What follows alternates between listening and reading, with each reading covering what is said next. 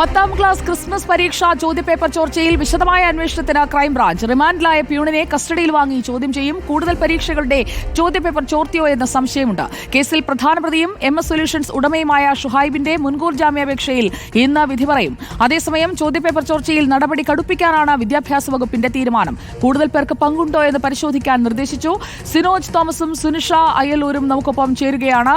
Good morning guys. ആദ്യം Sinoj തോമസിലേക്ക്. Sinoj Thomas, ഒരു unaided സ്കൂളിലെ പ്യൂൺ ഒരു ചോദ്യക്കെട്ട് പൊട്ടിച്ച് അതിൽ നിന്ന് ഒരു ചോദ്യ പേപ്പറിന്റെ ഫോട്ടോ എടുത്ത് വാട്സാപ്പിലൂടെ അയച്ചു എന്നതിൽ നിൽക്കുന്നുണ്ടോ ഈ കൃത്യം? തുടർച്ചയായി ഇങ്ങനെയുള്ള കാര്യങ്ങൾ ചെയ്തുകൊണ്ടാണ് ഈ യൂട്യൂബ് ചാനൽ, അതുപോലെ തന്നെ മറ്റ് ഈ ഓൺലൈനായും ഓഫ്ലൈനായും ട്യൂഷൻ നൽകുന്ന സ്ഥാപനങ്ങളൊക്കെ ഈ പ്രവചനം എന്ന് പറഞ്ഞുകൊണ്ട് ഈ ചോദ്യങ്ങൾ വരുന്നത്, അതേപടി പരീക്ഷയ്ക്ക് വരുന്നത് നമ്മൾ വളരെ സർപ്രൈസ്ഡ് ആയിട്ടാണ് കുറെ കാലമായി കണ്ടുകൊണ്ടിരിക്കുന്നത്. കൂടുതൽ ഇടങ്ങളിലേക്ക് ഈ അന്വേഷണം നീളുമോ? സുജയ പാർവതി ചോദിച്ച ചോദ്യങ്ങൾക്ക് ഉത്തരം കിട്ടണം. അങ്ങനെയെങ്കിൽ ഈ പ്രതിയെ കസ്റ്റഡിയിൽ വാങ്ങി ചോദ്യം ചെയ്യണം. അതിനുവേണ്ടിയാണ് ക്രൈംബ്രാഞ്ച് നീക്കങ്ങൾ നടത്തുന്നത്. അതായത് പ്രാഥമികമായി ചോദ്യം ചെയ്തപ്പോൾ ഈ പിയോൺ അബ്ദുൽ നാസർ കുറ്റം സമ്മതിച്ചിട്ടുണ്ട്. പക്ഷേ ഈ ചോദ്യങ്ങൾ എത്ര കാലമായിട്ട് ചോദ്യപേപ്പർ ഇദ്ദേഹം ചോർത്തി കൊടുക്കുന്നുണ്ട് എന്ന് കണ്ടെത്താൻ ഇതുവരെ സാധിച്ചിട്ടില്ല. ഏതായാലും ക്രൈംബ്രാഞ്ച് കേസെടുത്തിരിക്കുന്നത് കഴിഞ്ഞ ക്രിസ്മസ് പരീക്ഷയുടെ ചോദ്യപേപ്പർ ചോർന്നു, അതായത് കൊടുവള്ളി ആസ്ഥാനമായ MS സൊല്യൂഷന്റെ യൂട്യൂബ് ചാനൽ വഴി ചോർന്നു എന്നാണ് കേസെടുത്തിരിക്കുന്നത്. പക്ഷേ ക്രൈംബ്രാഞ്ച് ഇതിനു മുൻപും, അതായത് കഴിഞ്ഞ ഓണപരീക്ഷയും അതിന് മുൻപ് നടന്ന ക്രിസ്മസ് പരീക്ഷയിലൊക്കെ തന്നെ സമാനമായ രീതിയിൽ MS സൊല്യൂഷൻ മാത്രമല്ല മറ്റ് യൂട്യൂബ് ചാനലിലെ ട്യൂഷൻ സെന്റർ വഴിയൊക്കെ തന്നെ ചോദ്യപേപ്പറുകൾ ചോർന്നു, ചോദ്യങ്ങൾ പ്രവചിച്ചു എന്ന തരത്തിലുള്ള പരാതികൾ ധാരാളം ഉയർന്നു വന്നിരുന്നു.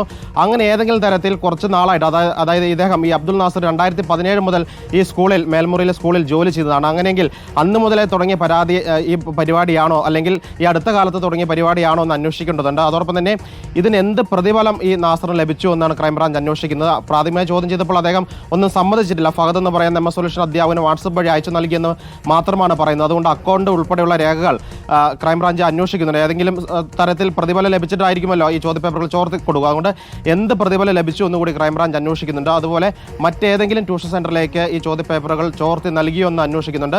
ഇനി നാസർ മാത്രമല്ല, ഈ സ്കൂളിലോ അല്ലെങ്കിൽ മറ്റേതെങ്കിലും സ്കൂളിലുള്ള ജീവനക്കാർക്ക് ഇതിൽ പങ്കുണ്ടോ എന്ന് അന്വേഷിക്കുകയും ചെയ്യും. സുജയ. ഓക്കെ സിനോജ്, നമുക്ക് സുനിഷയിലേക്ക് കൂടി പോകാം. Sunisha Ayyalur, good morning. വിദ്യാഭ്യാസ വകുപ്പ് ഇതങ്ങനെ നിസ്സാരമാക്കി കാണുന്നില്ല എന്ന് പ്രതികരണങ്ങളിൽ നിന്ന് വ്യക്തമാണ്. പക്ഷേ വമ്പന്മാരൊക്കെ നടത്തുന്ന ട്യൂഷൻ സ്ഥാപനങ്ങളും ഓൺലൈൻ ലേണിംഗ് സ്ഥാപനങ്ങളും ഒക്കെയാണ്. അതിലേക്കൊക്കെ അന്വേഷണം എത്തുമോ? എല്ലാവരും കാര്യമായി പ്രവചിക്കുന്നുണ്ടല്ലോ പരീക്ഷാ കാലത്ത്.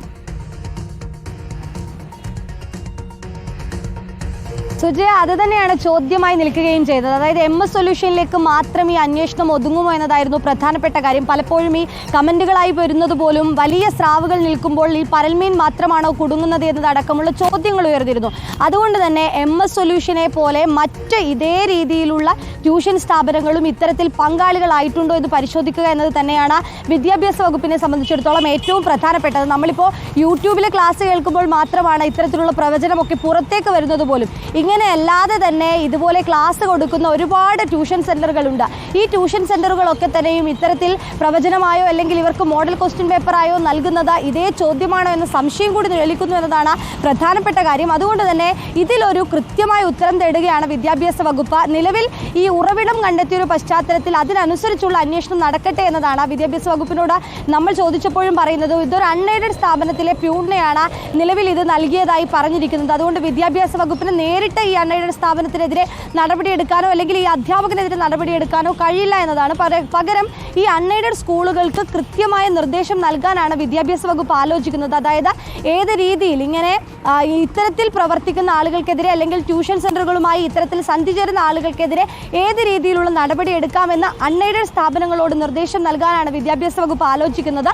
ഒപ്പം തന്നെ നേരത്തെ തന്നെ തുടക്കം മുതൽ പറഞ്ഞിരുന്ന ഒരു കാര്യം, ഈ ട്യൂഷൻ സെൻ്ററുകളിൽ ജോലി ചെയ്യുന്ന അധ്യാപകരുടെ ലിസ്റ്റ് തയ്യാറാക്കുമെന്നതാണ്.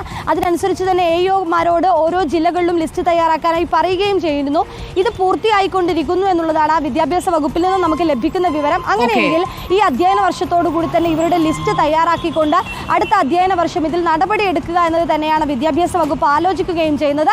അത്തരത്തിൽ MS സൊല്യൂഷൻ ഒപ്പം തന്നെ മറ്റ് സ്ഥാപനങ്ങളിൽ ആരൊക്കെ ജോലി ചെയ്യുന്നുണ്ട്, ഏത് വിധേന ഇത് പോകുന്നുണ്ട് എന്നതാണ്. ഇംഗ്ലീഷും മാത്സുമായിരുന്നു നേരത്തെ പോയിരുന്നത്. പക്ഷേ ഇതേ രീതിയിൽ മറ്റ് ചോദ്യപേപ്പർ പോകുന്നുണ്ടോ എന്ന് പരിശോധിക്കേണ്ടതുണ്ട്. ഒപ്പം ചോദ്യപേപ്പറിന്റെ സുരക്ഷിതത്വം ഉറപ്പുവരുത്തേണ്ടതുണ്ട് എന്നതാണ് മറ്റു പ്രധാനപ്പെട്ട കാര്യം. ഒരു പ്യൂണിന് എടുത്തു നൽകാൻ പറ്റുന്ന തരത്തിലേക്ക് ഒരു ചോദ്യപേപ്പർ കിട്ട് നൽകുന്നത് അത് ശരിയായ രീതിയല്ല എന്നുകൂടി വിദ്യാഭ്യാസ വകുപ്പ് ഇപ്പോൾ കണക്കാക്കുന്നുണ്ട്. അങ്ങനെയെങ്കിൽ അതിനനുസരിച്ചുള്ള മാറ്റം അടുത്ത പരീക്ഷാ കാലഘട്ടം മുതൽ ഉണ്ടാകുമെന്നുള്ളതാണ് മനസ്സിലാക്കുന്നത്. സുജയ. ഓക്കെ, സുനിഷ എല്ലൂരും സിനോജ് തോമസുമാണ് വിവരങ്ങൾ നൽകിയത്.